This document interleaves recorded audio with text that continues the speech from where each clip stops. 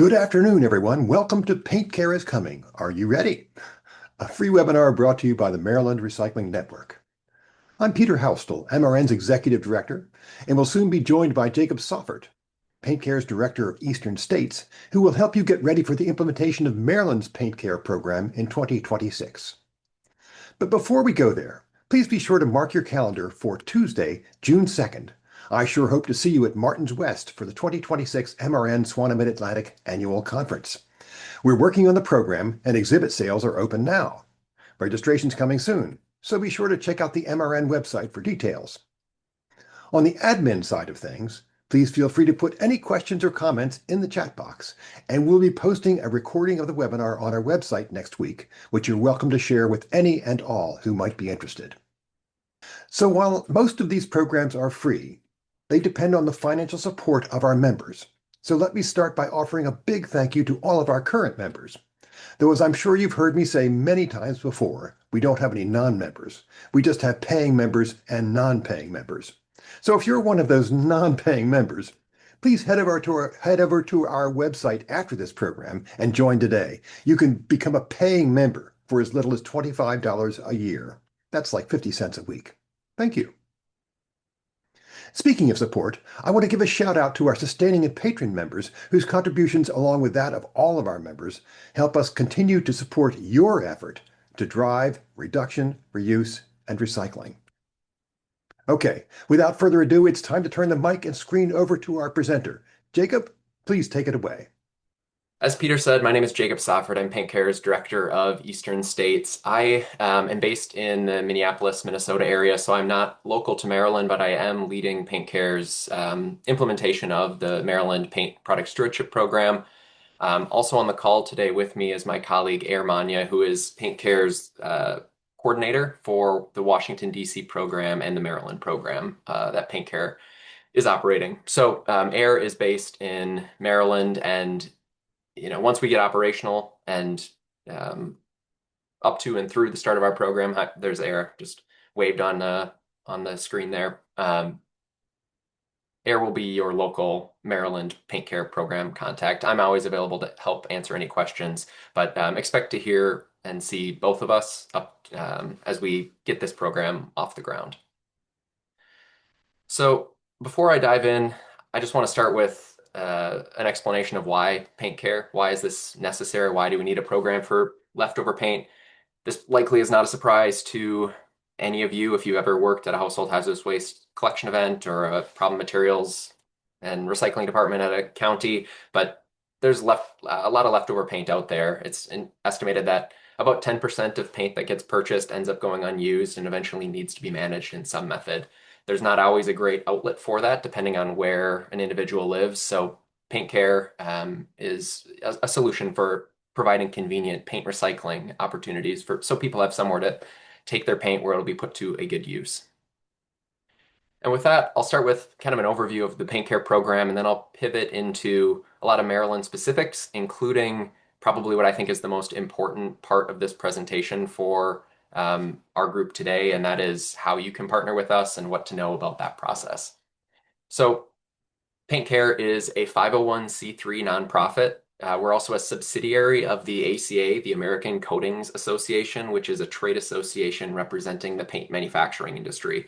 So on our board sits various paint manufacturers and other entities in that space. PaintCare was created by ACA to design, implement, and operate paint recycling programs in states that pass paint product stewardship laws. We currently have 11 operational programs across the country. In about just under 2 weeks' time, on December 1st, our 12th program, Illinois, will go live, and then Maryland will be our 13th program. We have a tentative start date for that, April 1st. I'll talk more about all of that throughout the presentation, but Maryland will be our 13th program. So this model has had track record of success across the country. Oregon was our first program to start back in 2010. So over 15 years now of operation. And a lot of these programs have been running for a decade or so. So we have really a model program, and the program from one jurisdiction to another really doesn't vary much. It's designed to be the same program operated everywhere for consistency and all the efficiencies that that provides. So the Maryland program will look very much like the Washington, D.C. program. If any of you are familiar with that, that's the other program that we have that borders Maryland. So in a nutshell here, really how it works, paint manufacturers must operate or participate in an approved paint product stewardship program in order to sell into one of those states on that map that I just showed. PaintCare, again, on behalf of the paint manufacturers that we represent and manufacturers that choose to register with us, even if they're not members of our trade association. PaintCare develops a program, and we submit a program plan to the Maryland Department of Environment for approval. Once we get our plan approved, we go and we set up the program as described in that document. Manufacturers of any architectural coatings or of paint register with PaintCare, and then they report their sales and pay fees based on the number of containers of paint that they sell into the state. PaintCare then takes that fee revenue and offers free paint collection and recycling services across the state. So this slide shows in a bit more detail how that financing moves around or how the funding moves around.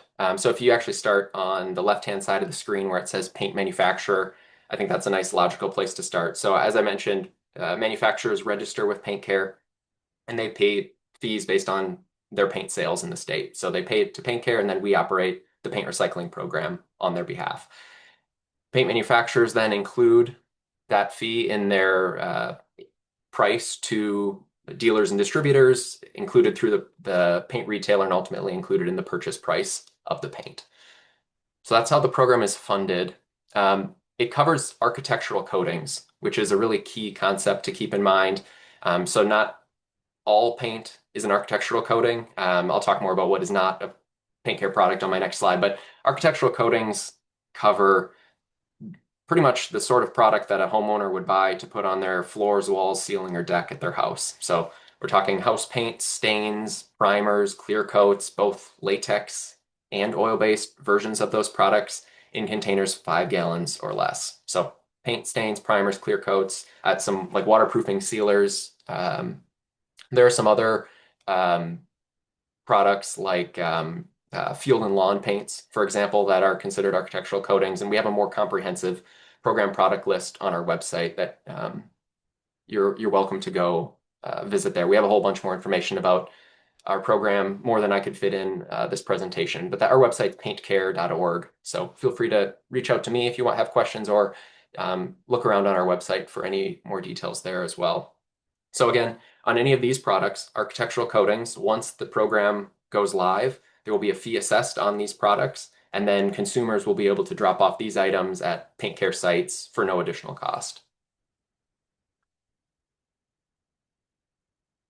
As far as non-program products, this is anything that is not an architectural coating. So I kind of think of these as falling into two buckets. There are things that are paint related or home improvement related, but not actually paint. So paint thinner, paint stripper, mineral spirits, other solvents, glues and adhesives, caulking compounds, drywall, mud. Those sorts of things are all in the broad home improvement and paint related space, but they're not actually paint, so they're not part of our program.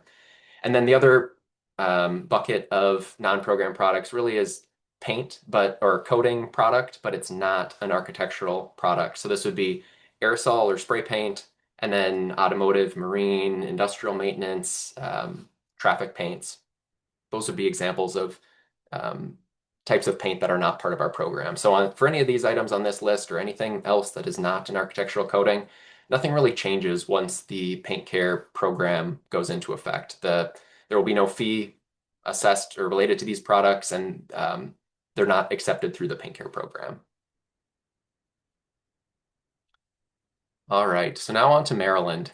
So I'll start with a little bit of timeline to give you the backstory. So the Paint Product Stewardship Law in Maryland was signed into law back in middle of 2024. Once that happened, PaintCare started some of our initial steps in planning this program. That included meeting with the state agency, and we've met with them routinely over the last year or so. We also started registering manufacturers to be part of this program. We notified paint retailers that this program is coming. And we also began recruiting drop-off sites. So some of you might have met with me in the past or had a phone call or email exchange to talk about what it might look like to partner with PaintCare to be a drop-off site.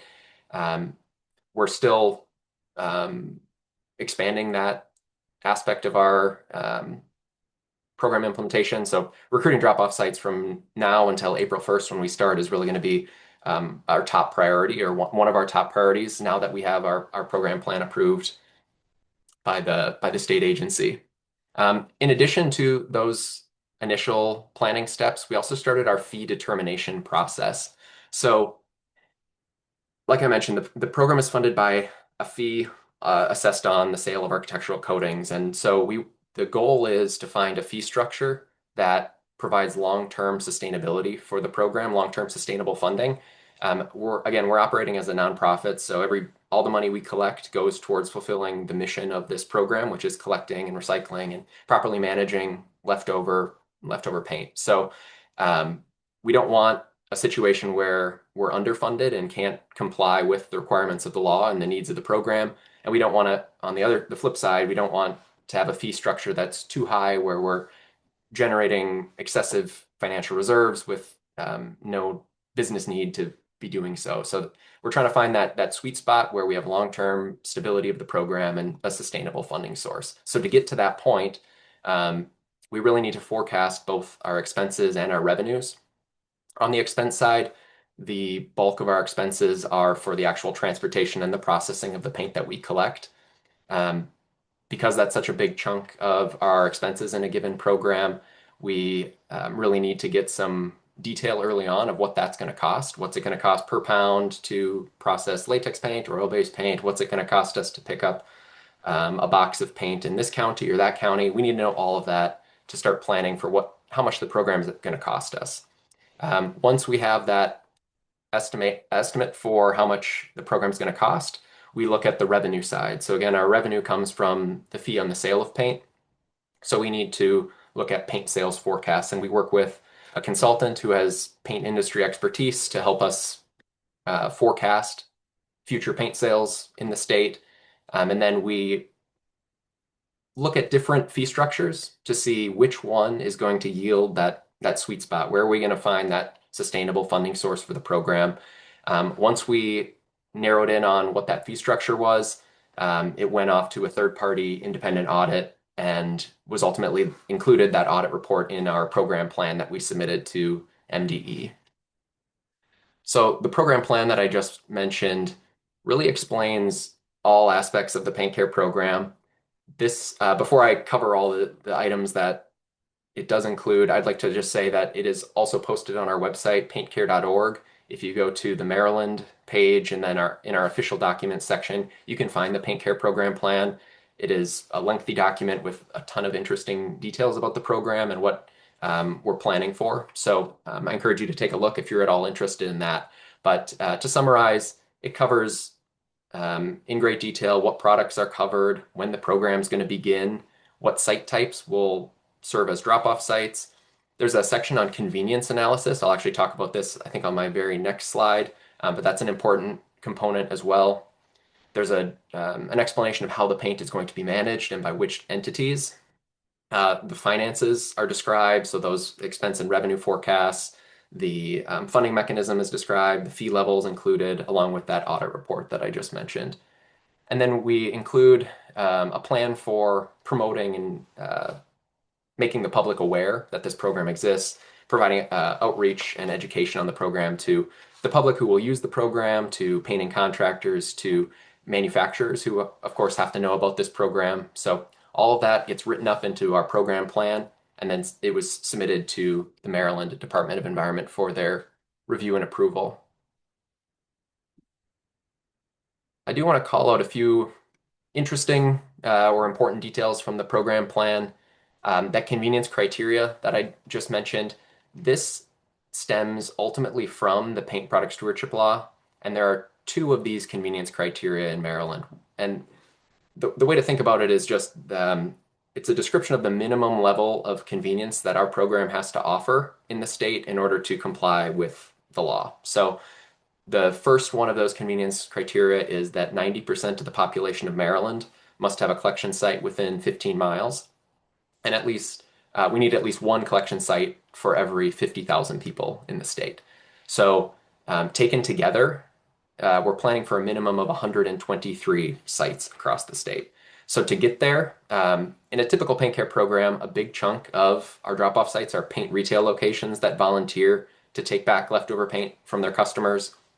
We'll also work with reuse stores, household hazardous waste programs, recycling centers, and other entities like that to serve as those drop-off sites to help us get to that minimum level of 123 sites. Um, we identified some paint retailers in the state, or as many paint retailers as we could identify. About 440 is the number that we came up with from our research. Of that 440, we've identified about 252 of them as potential drop-off sites. And by potential, essentially, there are some retail chains, like big box stores, as an example, that have told us at the corporate level that they will not have their stores participate as drop-off sites. So we don't consider them potential drop-off sites for our analysis. We only focus on those that we actually have the reasonable potential of recruiting them to be drop-off sites. So we have that pool of 252 retailers plus all those local government and waste and recycling sites. That's our pool to help us get to that 123 sites. Jacob, if I could jump in with a quick Yep. question here. If someone's not on your list of a potential drop-off site, how Yep. do they potentially raise their hand, as it were? So that's a great question. We have a drop-off site interest form on our website. That's probably the easiest way. Um, so we maintain an internal database of every paint retailer that we know of in the state, and this is from relationships with retail chains, with different hardware store cooperatives, with all the paint manufacturer related relationships that we have as a trade association. That's one component of where we get our list of paint retailers. And then there's some old-fashioned just Google searching, paint store in Frederick County or whatever area you're trying to target to make sure that we're not missing anybody. So we do mailings to everybody that we have in our database to inform them about the program. But really, anybody could fill out a drop-off site interest form, even if they're not in our database, and they could become aware and become a drop-off site through that as well. I know there's some reuse entities, Loading Dock, Yep. Second Chance, Community Forklift, all of whom Yep. do some paint collection and would probably be Mhm. interested in participating. Yep, they are. I don't believe they're included in that 440, but reuse stores are included in the our database. So in addition to the ones you mentioned, the Habitat for Humanity Right. restores, we have a number of them that participate as drop-off sites in our other programs, and I envision that in Maryland we likely will as well when the time comes. So yeah, great point. Thank you. All right. And then just as a point of interest, we have an estimate that about 500,000 gallons of paint are likely to be collected annually in the early days of the program. And then it likely will grow a little bit as more people become aware of our program, as more drop-off sites come online, but just about 500,000 gallons as a kind of a baseline expectation there. And that's based on the number of drop-off sites that we're anticipating, the size of the state of Maryland, and experience from other paint care states, giving us a sense of how much paint to collect, that we will collect. And then I mentioned already that the RFP, the request for a proposal for transportation and processing, so who's actually going to manage the paint that we collect. The result from that is that we're currently working on agreements with two companies, MXI and Clean Harbors. So that's an important detail as well. So when the time comes, those are the two companies that will primarily be managing the paint that we collect in Maryland. Another follow-up on the drop-off sites. Mhm. I assume the drop-off site itself does not pay a fee to be a drop-off site. Is that correct? Correct. There's no cost to being a drop-off site. So is there a minimum amount of paint needing to be collected in order to qualify as a drop-off site, or is it just No, we don't have any requirements like that. Our standard setup is that a drop-off site should be able to accommodate two of our collection bins, stored okay? indoors, protected from the elements and all that. I'll talk a little bit more about the Okay, requirements for a drop-off site, but some facilities have tons of space and can fit more than that. Others, space is more of a premium, particularly in paint retail locations. That their warehouse space, if they have a warehouse or if it's just a small stock room in the back, space is certainly you know, valuable to them. So that is, if there is a limiting constraint, it's normally that. Not we don't have any volume requirements or things like that. Just they'll ship more frequently if they collect more paint. They'll ship less right, frequently if they have less paint coming in. right, great, thank you. Yep, good question. All right. So also included in the program plan was the fee schedule for Maryland. So the fee schedule is based on the size of the container. So small containers will have a smaller fee than medium-sized containers, which will in turn have a smaller fee than the largest containers, like a 5-gallon pail. So a pint or quart size can, for example, would have a 50-cent fee. For a 1-gallon can, $1.15, and the large can or 5-gallon pail, for example, would be $2.25. And that's the fee level that we came up with through our expense and revenue forecasting and our fee determination process, and then went through the audit process and was included in our program plan to MDE. So that's the funding mechanism that will provide the sustainable funding source for this program to operate to cover all those 123 plus drop-off sites across the state and in all of our other activities. So that program plan, we wrote it, PaintCare wrote the plan, submitted it to MDE back on July 1st of this year. There was some back and forth questions and comments between the agency and PaintCare, and eventually resubmitted a slightly revised or updated plan to the agency October 1st. And then a couple weeks later, October 25th, received plan approval. So now that we have plan approval, like I mentioned, drop-off site recruiting and getting contracts in place for that, that's really one of our top priorities. And then as we get closer to our target start date, April 1st of 2026, likely in the month prior to that, so if you think March 2026, that's when we'll go and train our drop-off sites, deliver collection supplies, and get everything set up for the actual day one of the program where we start collecting paint. And also, we are planning for outreach and promotional efforts. I know there was just a conversation between us and MDE about possibly doing a joint press release, and there will be other outreach to make the public aware about this program as well. And I'll talk more about outreach efforts towards the end of this presentation. But one of the key things to keep in mind, April 1st is target start date. That's when we're actually going to start collecting paint. All right, so as far as collecting the paint and our general operations, across our existing 11 programs, we have more than 2,500 year-round drop-off sites. Once Illinois comes online, they're going to bring about another 300 year-round drop-off sites. So we'll soon be at 2,800. And I would imagine once Maryland comes online or shortly thereafter, we'll probably cross that 3,000 drop-off site threshold across our existing programs, which I think is a really impressive figure when you think about the amount of convenience that provides for people looking to manage their leftover paint. In a typical program, this varies a little from state to state, but paint retailers make up probably on average 75% of our drop-off site locations in terms of number of sites. The remainder of that 25% is household hazardous waste programs, recycling centers, reuse stores, sometimes landfills and transfer stations, places like that as well. Generally speaking, our sites collect both from households and businesses. There's a big caveat there for places like household hazardous waste facilities or municipal run sites that have restrictions for whatever reason, whether it's regulatory or a question of where their funding source comes from.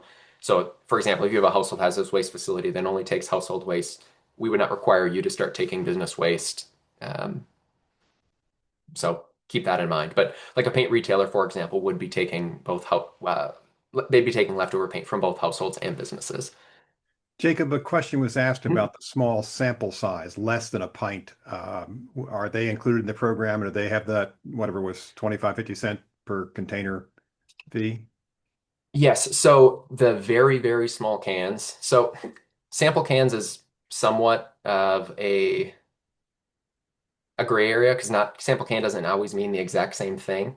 But cans that are a half pint or smaller are accepted through the program, but there's no fee charged at the point of sale. They just make up such a small fraction of the paint, and so there's no fee charge, but they are accepted through the program. There are some cans that are described as sample cans that are larger than a half pint, and so those, because the fee is set up by container size, not whether it's marketed as a sample or not. Yeah, a sample can larger than a half pint would have a fee assessed, but they would, regardless of whether or not the fee is assessed on it, as long as it's an architectural coating, it would be part of this program as far as being collected at a drop-off site. Great, thank you. All right. Um, the last bullet on here, our drop-off sites are trained by PaintCare, and then we visit them regularly just to make sure everything's running smoothly. For paint retailers, we typically visit them twice a year.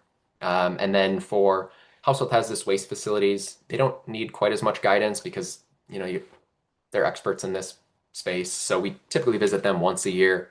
And we're always available by phone or email to troubleshoot anything that comes up or answer any questions.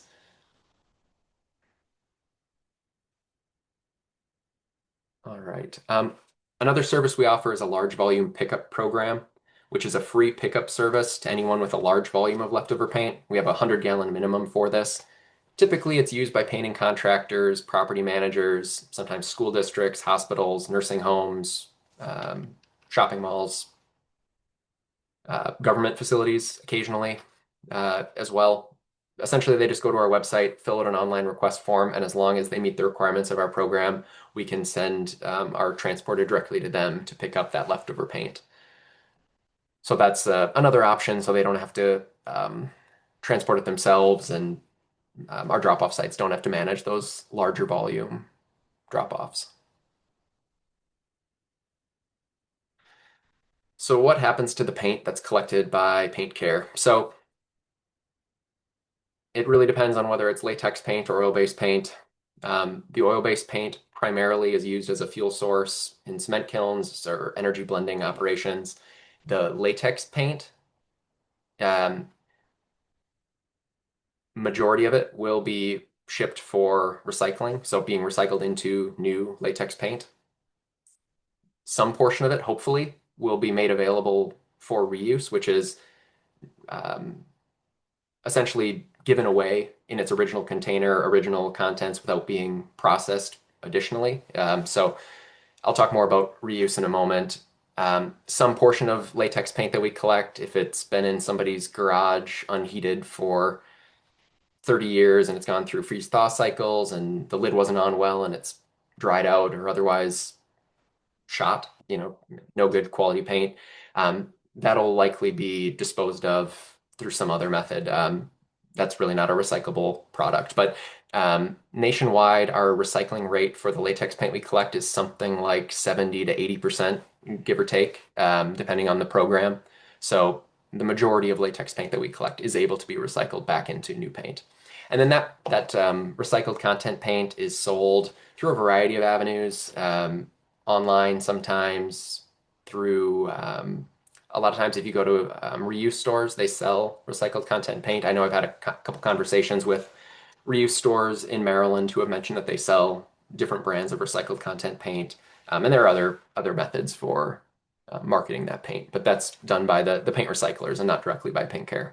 So when we see a brown wall, we can assume that it might be recycled paint. It's actually interesting. So the paint recycling process. So let's say a box of paint from one of our sites, a box of latex paint gets delivered to a paint recycler.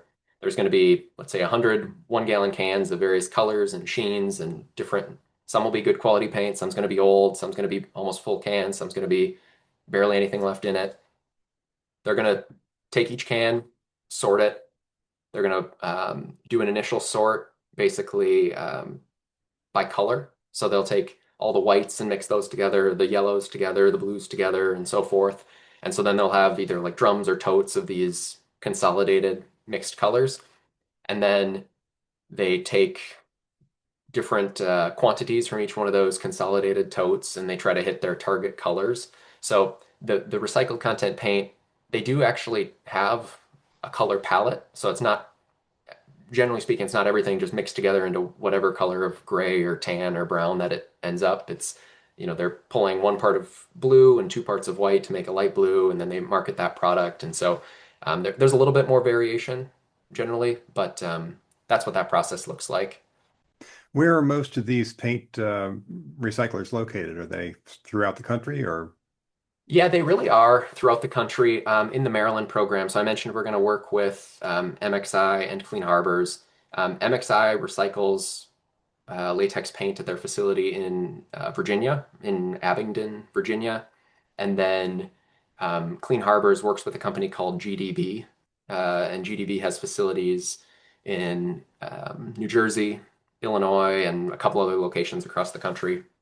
So there really are a number of paint recyclers. Like I live in Minnesota, and our program here, there's a paint recycler like 10 miles away from where I live, where the paint from the Minnesota PaintCare program gets recycled. So, yep, there are recyclers scattered across the country. Okay. And just to confirm, the paint that's been sitting in the garage for 10 years can be put into the system. Is that correct? Yeah, it will. It can go through our system as long as there's something in the can. Oh, Um, okay. whether it's dried out paint or separated, with the liquid on top and the separated solids on the bottom. Sometimes it spoils and gets like a cottage cheese-like consistency. As long as there's something in the can, we can take it through our program. Um, like I said, if it's a hockey puck at the bottom of the can, it's not really going to be recyclable into new paint, but we'll still take that and manage it. All right. Thank you. All right. So now I think this, for a lot of you, is probably the most important section of the presentation. How can you partner with PaintCare? I mentioned that, you know, paint retailers are going to make up a big chunk of our drop-off sites in Maryland, but that's not the only way that we collect paint. We also work with a lot of local government entities, with recycling centers, with transfer stations, household hazardous waste programs to be drop-off sites. So um, if you remember like one or two things from this presentation today, one is our program is scheduled to start April 1st, 2026. And number two is probably if you run a program right now that collects paint, I really would like to talk with you. After this call, let's connect.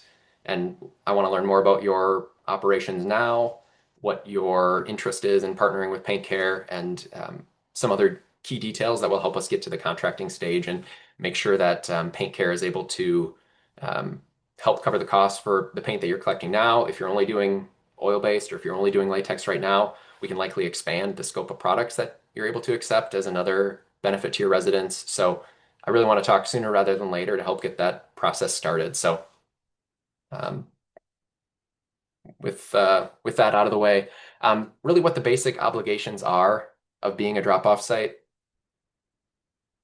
We'll ask you to establish a dedicated and secure storage area for our collection bins. And then your staff who are collecting paint from the public should be trained and familiar with our program requirements. And that's so that they can screen the incoming materials to make sure that they're eligible for our program and they can be appropriately packed into those collection bins. And then as your collection bins accumulate, you'll be scheduling shipments of those products. Our transporter will come, pick up the full bins, leave you with empties, and the process continues. There's a little bit of record keeping and paperwork. I mentioned the contract process. That's step one before any paint is collected through the PaintCare program. But then ongoing, there, for example, should keep the bill of lading or the shipping document that the transporter provides at the time of a pickup, accumulation start date on the bin labels, and that pretty much covers that. And the last bullet here is just really a catch-all. This slide does not cover all of our program guidelines. Those will be included in our contract, and so there's more information about expectations in all of that. But just we have an expectation that you review and follow the guidelines of the program.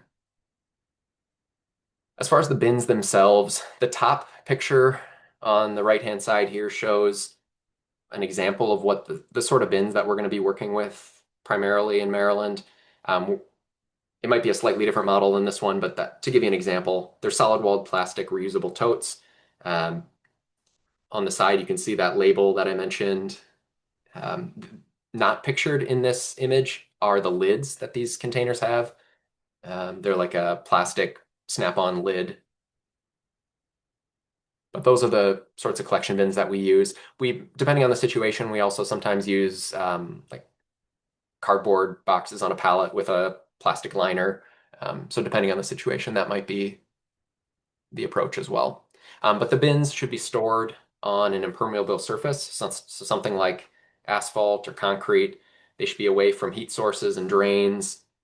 Those labels on the side of the bin, just identifying what the contents are, those should be applied to the side of the bins and invisible. Our transporter should be the one providing those, and then you just have to add the accumulation start date for when the first can went into the bin. The bin should be protected from precipitation, so we don't want them just sitting out in the open in a parking lot or something like that, getting rained on or snowed on. The bin should be kept closed, have that lid on, except when adding new cans. And there should be some space around the bin so that you can make sure everything looks good, make sure that if you need to move the bin for some reason, you can get a pallet jack or forklift in there to move it around. And then the last bullet is one of the more important ones on this slide. I mean, they're all important, but we don't allow the bins to be self-serve or public access. So it should be staff that are trained in the program who are the ones collecting paint and putting it in to the collection bins. That's for a whole variety of reasons, but really, if you allow the public to put what they want in the bin, you're going to end up with things that are not PaintCare products. You'll end up with a mess. So, Jacob, a question was yep, asked regarding seasonal events. So if somebody's having yep. a spring cleanup or a fall cleanup, can they participate in the program just in that one time window? Yes. So I do have slide in a little bit, one of my next two slides that talks a little bit about events. Great. Yes Thank you. is the answer. So, like household hazardous waste collection events, for example, we can cover the paint for that. There is a contracting process as well. Um, so, absolutely. Great question. Thank you.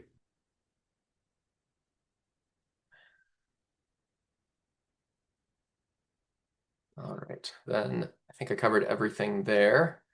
So, as far as HHW programs are concerned, a lot of times these programs already collect oil-based paint. If you don't collect latex paint, I would encourage you to consider it.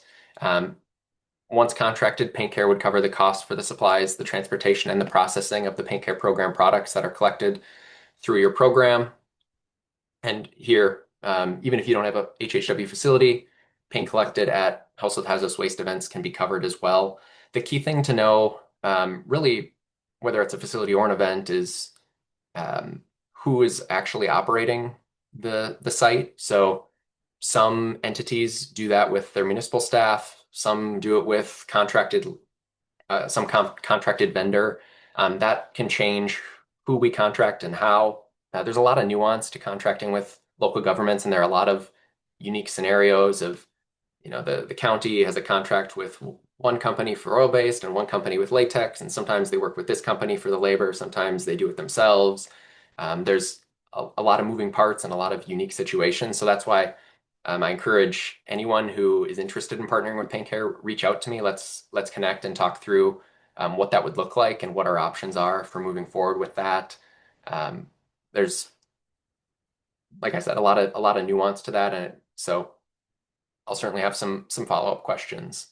Um, and then if you do collection events at some point, once we're contracted, I would want to know the event locations and the dates of those. We have to report to the state agency on where the paint was collected and all of that. So we need to keep track of that.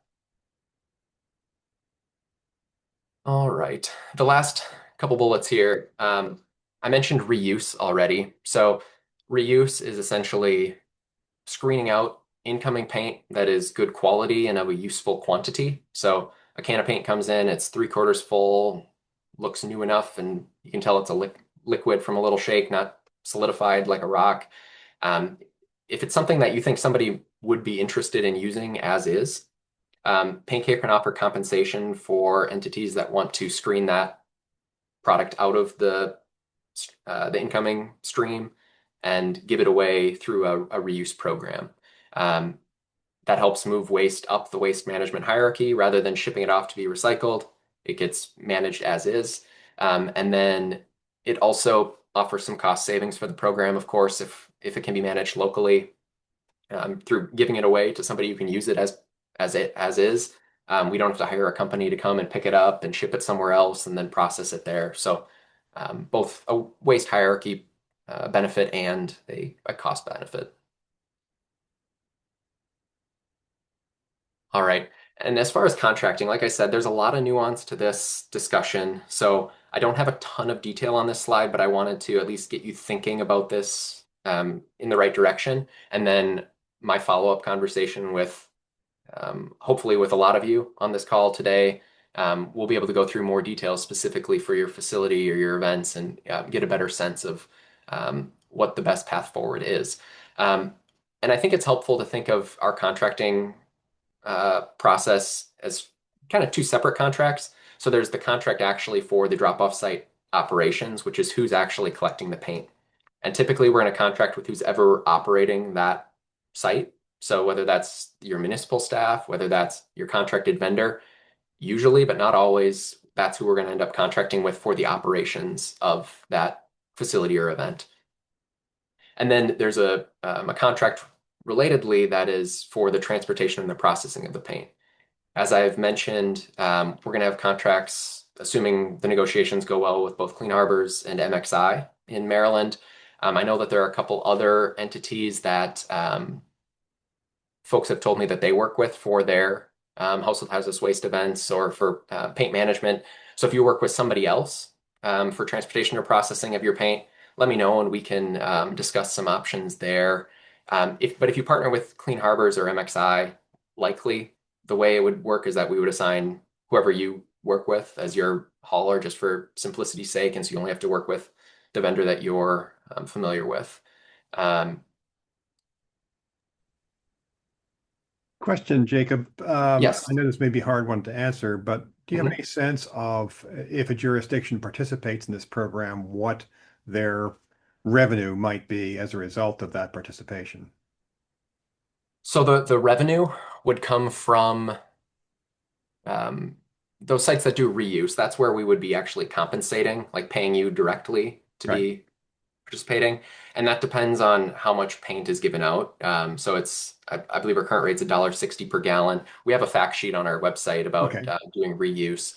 So that depends on how much paint is given out via reuse. For some sites, it's minimal. For some who dedicate time and effort into moving paint through that avenue, it can be more significant. Um, we don't pay our drop-off sites to participate. So for like a household hazardous waste program, for example, say they're currently collecting paint. Once they partner with PaintCare, PaintCare would be covering the cost for their paint. So there's a cost savings, but we're not paying them directly. We would be um, covering the cost, if that makes sense. Okay. Thank you.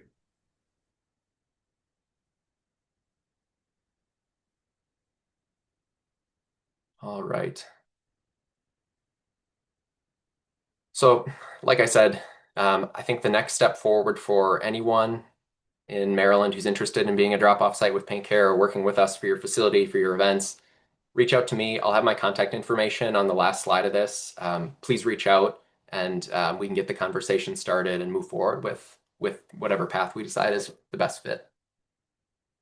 And with that, I will talk a bit about our outreach and promotion of the program and what our plan is for that. And then I'll close with, I guess, looking ahead for the next 4 or so months until we get to the start of the program, what to expect. So a lot of what you've heard me talk about today is about paint recycling, and that's certainly important. That's a big part of what PaintCare is set up to do, but it's not the only thing that we that we care about. We have an outreach messaging that's, I guess, a paint specific version of reduce, reuse, recycle, that classic recycling adage. Ours is buy right, use it up, recycle the rest. Um, we have materials and information on our website to help people reduce the amount of paint that they end up with left over by planning projects accordingly. And we have tips for how to store paint correctly so it doesn't go bad, so it's usable for a longer period of time, so that when you go to do touch-ups, it's actually going to do what you want it to do.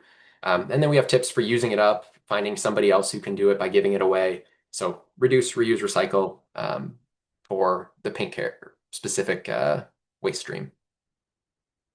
And then a lot of our educational materials and outreach materials, and we have many, many different variations of them. A lot of them are tailored for the point of sale environment. So at paint retailers where they're selling paint to paint customers. So we found that that's a really good time to get your message about paint recycling in front of a consumer, because if they're buying paint, that's they're likely also looking to get rid of the old paint that they're not going to have on the walls anymore. They don't need it for touch-ups because they're going to have a different color now. So that's a good time to get your message in front of the paint consumer. And we do other advertising and outreach as well. A lot of these materials would be universally applicable, so they could be something that you could give out at your recycling drop-off days, for example, or other events or facilities that you have. We have our information translated into a number of different languages. So if you have a specific community in your city or county or wherever you are that you think would benefit from this message, let me know and we can likely get you something to meet that language need. Additionally, we have a site locator, which is a section of our website where once this program goes live on April 1st, we will have a map that's searchable. Somebody can enter their zip code or city and find the drop-off sites nearest them. A lot of our materials are written in such a way that we direct them to that site locator on our website, and then they can find whatever's most convenient to them. It's impractical to have a poster with 100 and some drop-off site locations. So instead, we send them to our locator, and then they find what's most convenient to them. And that, like I said, that'll go live April 1st for Maryland. If you're curious, you could go on and search in California or New York or Minnesota and just get a sense for what it looks like for one of our operational programs. But that will be coming for Maryland as well. All right, and then next steps. I've mentioned a lot of this already, so I'll go through this quickly, but between now and April 1st, we're going to continue to recruit drop-off sites. I just looked at the number this morning, and as of now, we have 71 drop-off sites that have signed agreements in the state of Maryland. So moving forward, still work to be done, and that's going to be one of our top priorities for the next 4.5 months. Contracting with drop-off sites. Once we've found somebody who's interested in being a drop-off site, contracting is the next step once we've determined that it's a good fit and that everyone understands the roles and responsibilities. So my big plea to all of you, if you're interested in partnering with us, reach out to me and I'd be happy to get that conversation started about how we can work with you. That's particularly true if you already collect paint. But also if you have a recycling center or some location like that where you don't take paint, you take other recyclables or problem materials, I'd be interested in having that conversation as well. And certainly contracting with paint retailers, like I said, that's going to be a big component of our drop-off site network. So working with them as well.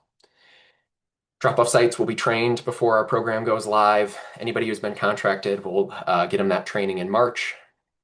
We'll deliver the collection supplies, ramp up our promotion and outreach of the program, and then go live April 1st of 2026. So I think with that, I'll leave you here with my contact information and AIR's contact information as well.